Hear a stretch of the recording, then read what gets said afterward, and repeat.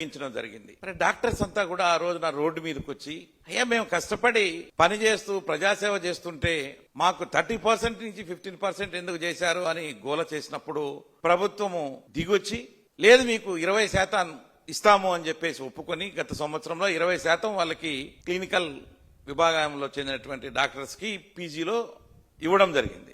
అయితే అప్పుడు చాలా ఇష్యూస్ మీద వాళ్ళు ఫైట్ చేశారు.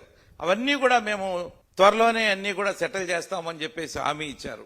హామీలన్నీ పక్కన పెట్టి ఈ సంవత్సరంలో ఏదైతే గత సంవత్సరం తగ్గించినటువంటి 15 నుంచి 20 ఉన్నిందో మళ్ళా ఆ 20ని మళ్ళా 15 చేయడం జరిగింది.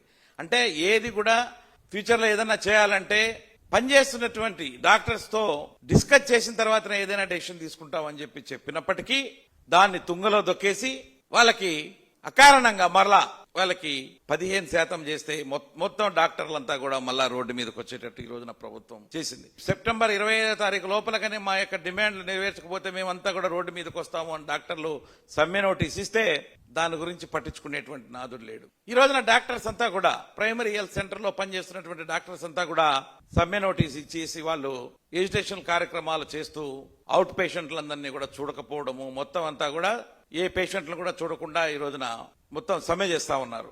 రేపటి నుంచి రేపు ఎల్లుండి 2 రోజులు జిల్లాల్లోనూ, అదేవిధంగా తర్వాత చలో విజయవాడ కార్యక్రమం పెట్టి వాళ్ళు అక్కడ ఆమరణ నిరాహార దీక్ష కూడా విజయవాడలో చేయడానికి కూడా వెనకాడట్లేదు. మీరు వాలంటీర్స్ వ్యవస్థను రద్దు చేసి వాళ్ళు చేయాల్సినటువంటి పని అంతా కూడా మా నెత్తి మీద వేసి ప్రతి ఇంటికి పోయి సర్వేలు చేసి అదనంగా మా మీద పని భారం మోపుతూ ఉన్నారు.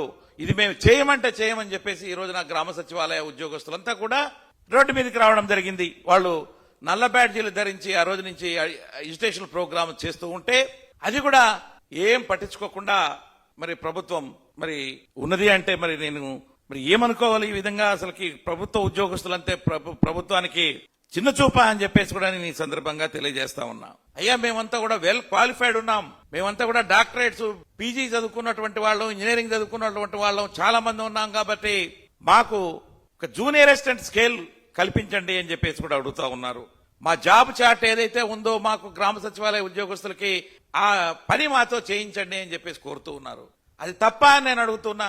వాళ్ళు కూడా ఈ రోజున రోడ్డు మీదకి వచ్చి రోజు నల్ల బ్యాడ్జీలు పెట్టుకుని లంచ్ అవర్ డెమాన్స్ట్రేషన్స్ అవన్నీ కూడా చేస్తున్నారు. వాళ్ళు కూడా అక్టోబర్ 10వ తారీఖున చలో విజయవాడ కార్యక్రమానికి పిలుపునిచ్చారు. దాదాపుగా 130,000 మంది ఉన్నటువంటి గ్రామ సచివాలయ వ్యవస్థ, వేలాదిగా ఉన్నటువంటి డాక్టర్లు, ఇదా మీరు ఉద్యోగులకు ఇచ్చేటువంటి మరి భాగస్వామ్యం ఇందే గవర్నమెంట్ అని చెప్పి నేను అడుగుతా ఉన్నా.